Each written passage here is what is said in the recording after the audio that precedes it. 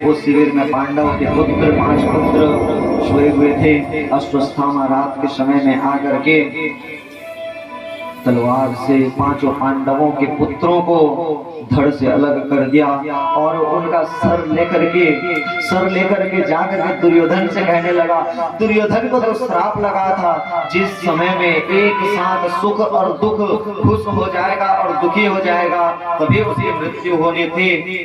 जैसे ही अश्वत्थामा मुंडी को लेकर के आता है, सर को लेकर के दुर्योधन के पास आया। दुर्योधन खुश हो गया, मेरे मृत्यु से पहले मैंने पांडवों के मर गए, मेरी मृत्यु से पहले मैं जीत गया। इसका अत्यधिक खुश होने लगा। जैसे ही खुश होने लगा, लेकिन उसे भी विश्वास था। जैसे ही आया, अश्वत्थामा ने दिखाई, ये लो आपके शत्रुओं का सर धड़ से अलग कर दिया। लेकिन कहीं न कहीं दुर्योधन को ये सत्य जरूर था कि जिस 5 पांडव को हमें इतने बड़े सेना से पितामह भीष्म, कृपाचार्य, द्रोणाचार्य, कर्ण जैसे बड़े बड़े योद्धा के रहते नहीं मार पाए, आज आसानी से अश्वत्थामा ने कैसे मार दिया। जैसे ही आया, उसने जैसे ही हाथ में पकड़ा, दुर्योधन ने जैसे पकड़ा, उनके मुंडी दब गई।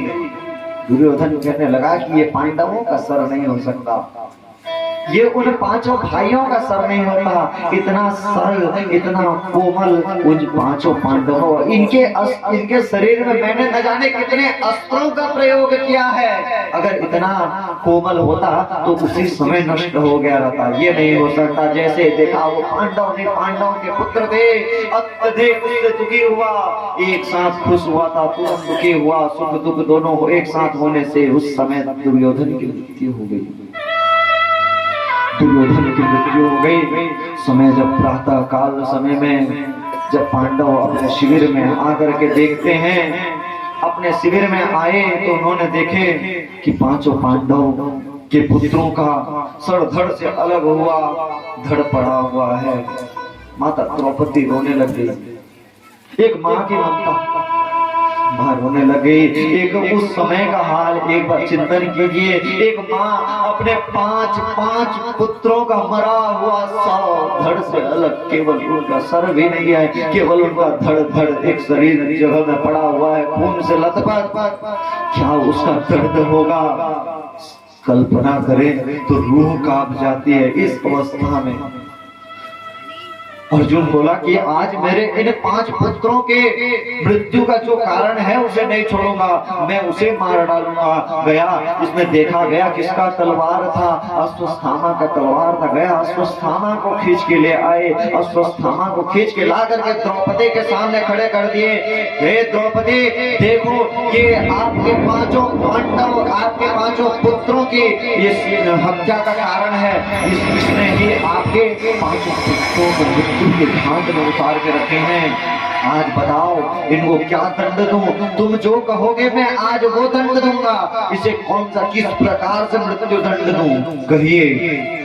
द्रौपदी ने कहा कि इसे छोड़ दीजिए, इसे छोड़ दीजिए। तो अर्जुन कहने लगा, ये तुम क्या बोल रही हो, इसे छोड़ दो?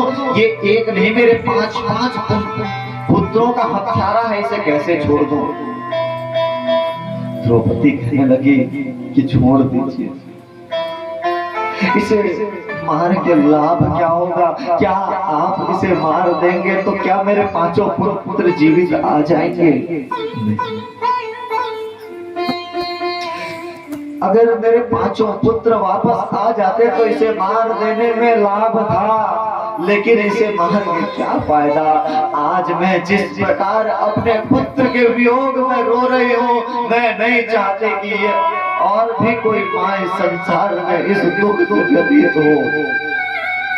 द्रौपदी कहने लगी कि मेरे तो सहारा के रूप में मेरे पुत्र नहीं है तो क्या हुआ?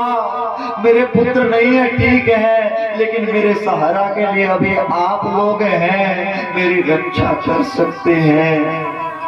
लेकिन हमारे गुरुदेव का वध तो पहले हो चुका, द्रोणाचार्य जी पहले मर चुके। अब माता गौमती का अंतिम सहारा ये अश्वत्थामा है। इसके अंतिम समय में यही एक सहारा है, आप इसे न मारिए। एक माँ की वेदना को मैं जान रही हूँ। आज जिस प्रकार अपने पुत्र के वियोग में मैं रो रही हूँ, मैं नहीं चाहती कि कोई और माँ भी इस दुख को सहना पड़े। इस प्रकार से जब बोलती है तो अर्जुन तो क्रोध में व्याकुल थे। अर्जुन जी और कहती है क्या है, ये गुरुपुत्र है आपका, ये कोई एक साधारण व्यक्ति नहीं है, ये आपके गुरु का पुत्र है, ये एक ब्राह्मण बालक है और ये एक माँ का, ये सब तो है ही, लेकिन ये एक माँ का बेटा भी है। इस प्रकार से जब कहने लगी तो अर्जुन तो क्रोधित में थे। कृष्ण को बोले, हे कृष्ण बताओ इसका क्या करें।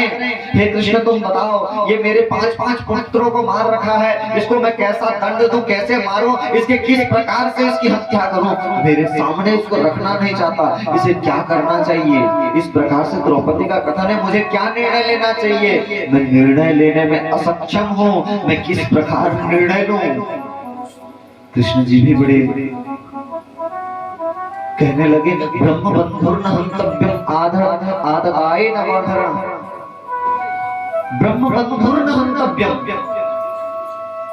ब्रह्म बंधु, ब्राह्मण चाहे कितना भी दोषी क्यों न हो, उसे मारना नहीं चाहिए, और दोषी चाहे कोई भी हो, उसे छोड़ना नहीं चाहिए। कृष्ण की बात सुनिए, ब्राह्मण चाहे कितना भी दोष क्यों न करे, उसे मारना नहीं चाहिए, और दोषी चाहे कोई भी हो, उसे छोड़ना ही नहीं चाहिए। अर्जुन बोलने लगा कि मैं तो अब तक एक समस्या से जूझ रहा था कि इसे क्या दंड दूं, लेकिन आपने तो समस्या दूसरी मेरे सामने ये खड़े कर दी। आपका उत्तर से तो मैं और भ्रमित हो गया कि करूं तो करूं क्या। अब बताइए, एक सम्माननीय व्यक्ति का अपमान ही उसके मृत्यु के बराबर होता है। एक सम्माननीय व्यक्ति एक स्थान में है, उस व्यक्ति का अपमान करते हैं, अपमान करने से वो मृत्यु दंड के बराबर हो जाता है उसका। ठीक इसी प्रकार आप अगर एक व्यक्ति को जान से मार देंगे, अगर जान से मार देंगे तो वो कुछ समय के लिए वो दर्द पाएगा और मर जाएगा, लेकिन अगर आप किसी का अपमान कर देंगे, अगर आप किसी को अस्त्र रूपी बाण से बेधते हैं तो उसे एक स्थान में दर्द होके मर जाएगा, लेकिन याद रखिए जब शब्द रूपी बाण से प्रहार करके उसको मारेंगे तो शब्द बार बार बार बार पूरे अंग में चुभता हुआ उसका मृत्यु होगा।